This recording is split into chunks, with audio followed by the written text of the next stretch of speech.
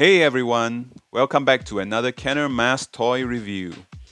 Today we are looking at the Kenner M.A.S.K Gator with Dusty Haze. Well, first off, I never had a Gator as a kid, so I'm only familiar with it from the cartoons.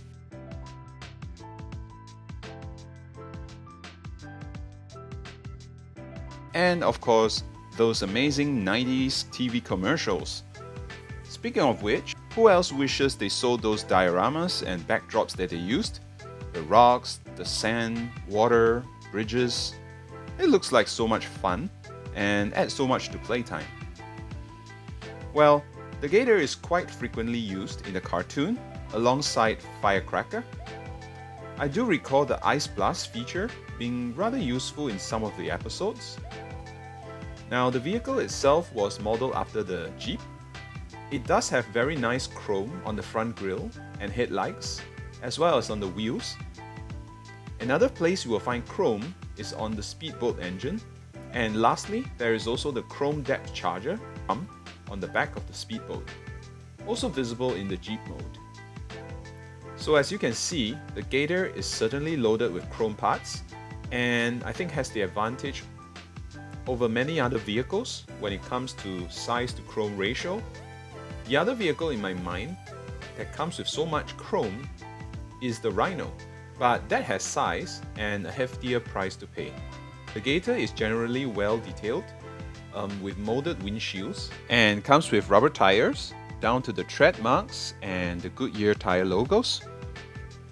With most of the vehicles getting windshields though, I'm just a little bummed that the Gator didn't get the same treatment. It doesn't have the clear plastic windshields like the Manta, Raven, or the motorbikes have. There are a few places where you get sticker placements.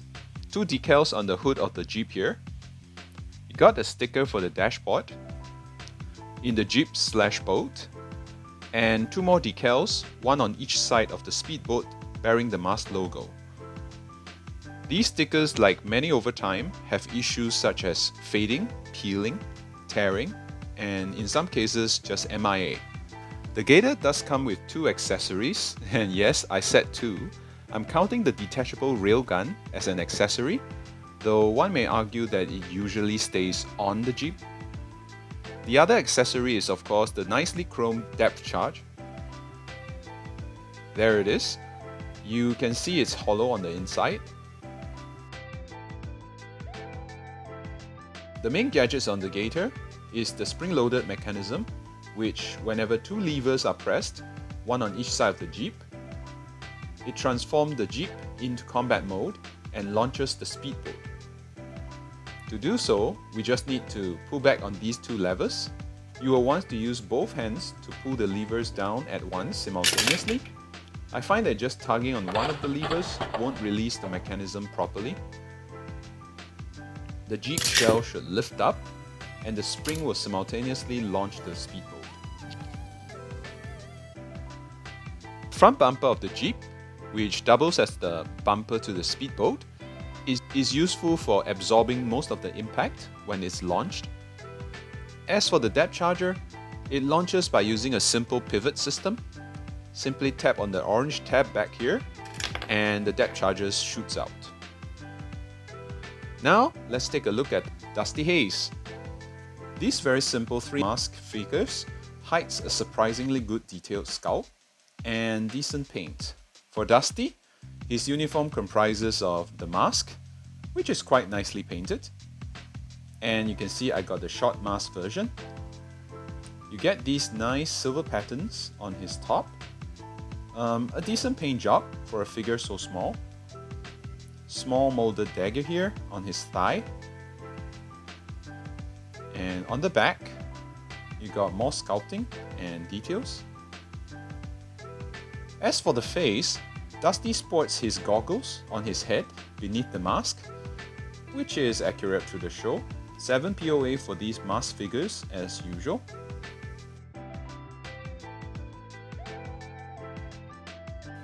If you are looking to pick up a complete Gator, do watch out for the following things.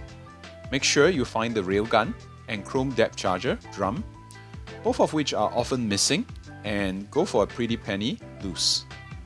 Sometimes the windshield supports may be missing, or the rear railgun supports may not be there.